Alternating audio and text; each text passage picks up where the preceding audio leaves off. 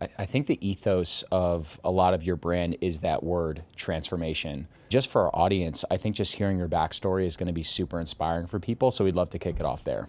Let's do it. I mean, I kind of want to start giving full context. I kind of grew up in a unique way. I was born in London, lived in Switzerland for 3 years, moved back to the UK, New York, Philly, Colorado, California. I've lived in a million places. My dad works for the UN, so I grew up moving around a ton.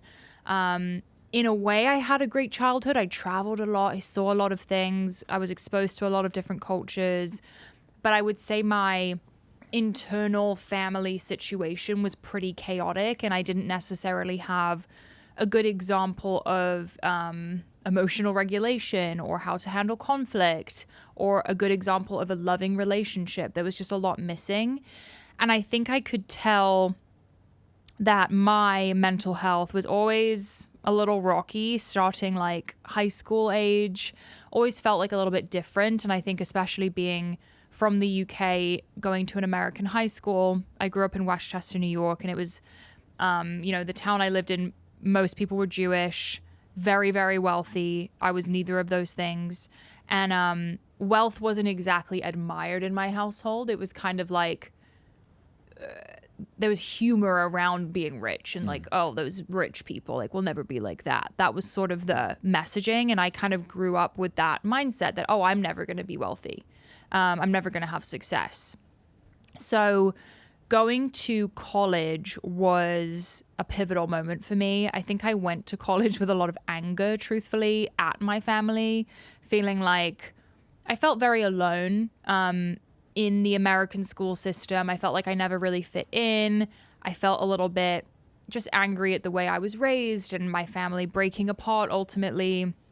It was just the four of us in the US. So them splitting up and us all kind of going our separate ways felt really sad to me. And going to college, I definitely dealt with my emotions in unhealthy ways. I discovered drinking and, mentioned that on my show. I think the culture around binge drinking in American colleges is alarming. And I look back and I'm like, I had the time of my life, but at the same time, I'm so shocked I made it out alive. Like, definitely. Truly. I was drinking to blackout frequently, out every night, meeting new people, making new friends, and academics were not my priority by any means. I was on academic and social probation within the first semester of being at school. That was a reality check. I definitely was just, I think, excited, but also numbing pain that I had with these unhealthy habits.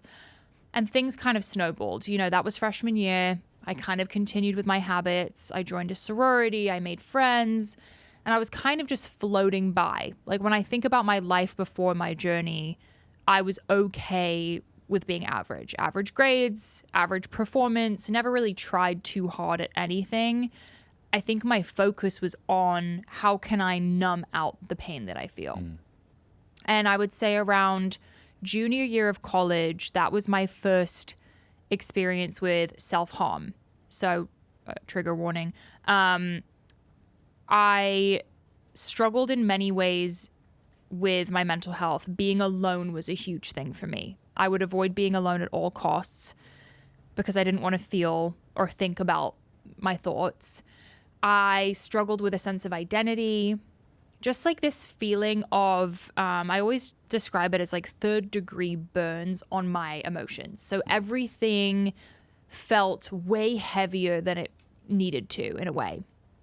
And ultimately I ended up self-harming. I was cutting myself, and it was Greg, actually, my now husband, who was like, I think you need to go see a psychiatrist. Like, this is getting really scary. So I went to see a psychiatrist, and I was diagnosed with BPD, borderline personality disorder. And in a way, I was super relieved because I was like, oh my gosh, finally an answer as to why I can't be alone and why I have these strong reactions to things and why I always feel empty inside.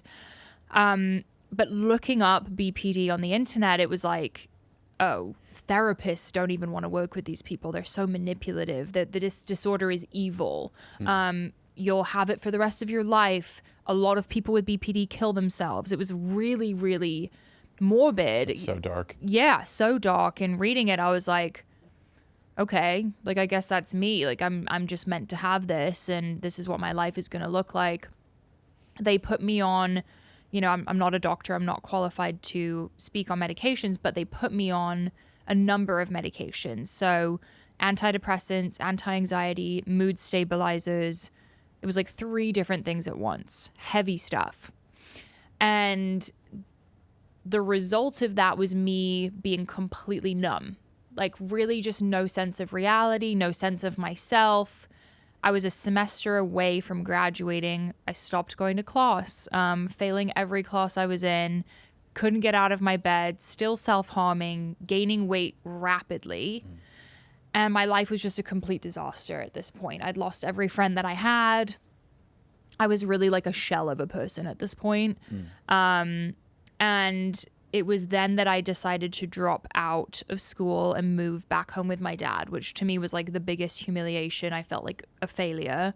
But I was completely rock bottom. I didn't have a goal, didn't have a job, didn't have a degree. I was completely lost. And I remember moving home and my dad put this book in front of me called Food is Medicine or something like that. And I remember looking at him and rolling my eyes and being like, you're so funny that you think food is going to help me right now. Like, this is so beyond that. Plot twist, like food changed my whole life, but we'll get there. So I remember being so angry. And it was then that I decided to cold turkey come off of the medication. And for anyone who's been on SSRIs or any of those medications, like, coming off of it is even worse than getting on. Like, you have this crazy come down. It takes months to get it out of your system. I had a really weird reaction to it, where I had very impulsive behaviors. So like shoplifting, something I had never done in my whole life. Ever. Would never dream of doing it. Suddenly I was having impulses to take things from stores and I ended up getting caught for it. It's just a messy time in my life when I think about it. I was kind of like in and out of reality and not sure of what was going on. And coming off of that medication slowly but surely, I feel like I started to recognize what was going on with my body, how much weight I had gained, probably like over 60 pounds at this point. And weight was never something I thought about growing up. Food wasn't a big focus in my family. Like, we ate kind of a European diet, like baguettes, ham, cheese. It was fine, but I wasn't, health wasn't a big focus in my household. The fact that I was living at home and everyone else was getting their degrees and graduating and getting jobs, and I was just stuck home. And I think it was this moment of, wow, like you did this to yourself. Like, you are at rock bottom. Your life is going nowhere and it's because of you. I think before that, I had looked for other people and other reasons to blame, like whether it was my family or circumstances or whatever it may be, feeling like abandoned by people. This was the first time in my life where I took responsibility for where I was at. And it was a big turning point for me. And I'm very grateful that I hit this rock bottom moment, because I think a lot of people coast through life being unhappy, like relatively unhappy with their job and their life, but it's not so uncomfortable that they have to do something about it. I was in this position where it was like, you better fucking do something about this or you're done. Like, you barely survived. Like, I was so close to hurting myself beyond repair through self-harm. I was so close to doing drugs. Like, there were so many times where I saw the path I could have taken and it was this close. And it was like one decision to go home that truly saved me. Wow. Greg was still in my life, in and out at this point, because I was not even really a human. And I remember making the decision of, okay, well, it feels like a lot to go finish my degree. It feels like a lot to get a job right now. Let me just focus on the thing I can control, which is my health. I called Greg. My husband, Greg, has been bodybuilding since the womb. I don't know. He's just been like jacked ever since I've known him. He's classic New York gorilla. Yeah. Yes. And when I met him, he was like meal prepping and going to the gym twice a day, which no one in my school was doing. We were all eating college. No, we were all eating Chick-fil-A and Subway or whatever. So I called him and I was like, I really want to do this. And he was like, okay, well, let's do it. And Greg was never like, he never tried to persuade me to do fitness. Even when I was with him before I was into fitness, he would go to the gym twice a day, cook his meals. He never tried to push me to do it with him. But the second I called him and said I wanted to do it, he was on my team. He taught me how to weightlift. I learned how to weightlift from a bodybuilder, which I'm so grateful for, because I think a lot of women go into fitness like, I want to be tiny, I want to do tons of cardio, I want to be skinny. He was like, no, like, we're getting jacked. And I was so into that concept, because for me, it was like, okay, let me show everyone that I have the discipline that I thought I didn't have. Like, a woman with muscle to me is the most amazing thing, because to get muscle isn't, I think there's this fear around getting bulky, but in reality, to get good muscle as a female takes a lot of hard work and a lot of dedication. Yes, definitely. So I was so excited about getting strong physically and mentally, because I think my biggest insecurity at the time was how mentally weak I felt. Like, because of, you know, BPD and medication, all this mental health issues I had a hard time going to the grocery store and looking someone in the eye and having that interaction. I had a hard time doing anything alone, because I had made sure I was never alone, not even once in college. And for the first time in my life, Greg was still at school, my dad was gone, I was alone. And I think weightlifting for me was almost like a representation of mental strength. And if I can just do one more rep and one more set and show up every single day, I will come out of this a better person. I didn't really know what the end goal was. Like, I didn't go into it saying I'm going to lose 90 pounds. It was just like, I'm going to show up every day. I'm going to keep my own promise every single day, and I'm going to keep chipping away at it. By no means did I expect to have a career from it or any of the things that I have now, but I just knew that it was I was meant to do something with fitness. And I kept going for 9 months. I lost 90 pounds. Wow. Completely changed my life, my identity, the way I show up every day. I feel like I found the true me for the first time in my life.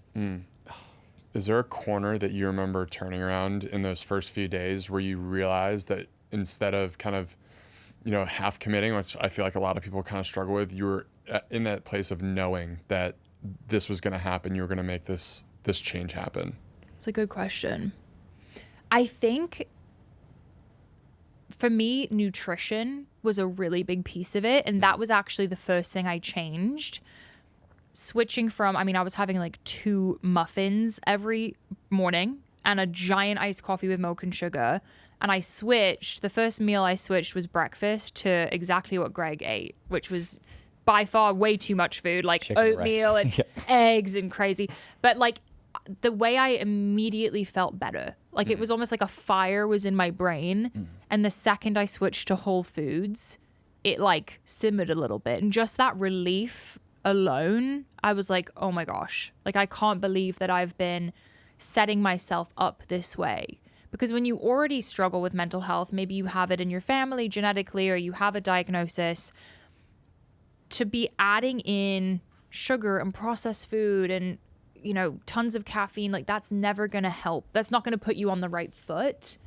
So the second I realized that I could feel better and get endorphins from exercise, I was like, I need to do this for myself right now. And then also one memory I have is going to the New York Pro. Do you guys know what that is? No. It's a bodybuilding show in White Plains, New York. And Greg was like, oh, we have to go. So I was like, yeah, let's go. Like, we both were so into it. And I remember seeing Miss Bikini Olympia at the time, Angelica. I got to meet her. And just this feeling of like being in a community and feeling like amped up to be there. And oh my gosh, this is the first time I've really cared about something. I can't explain it. Wow. I can't explain it. It just like, there was no option for me to not fully commit.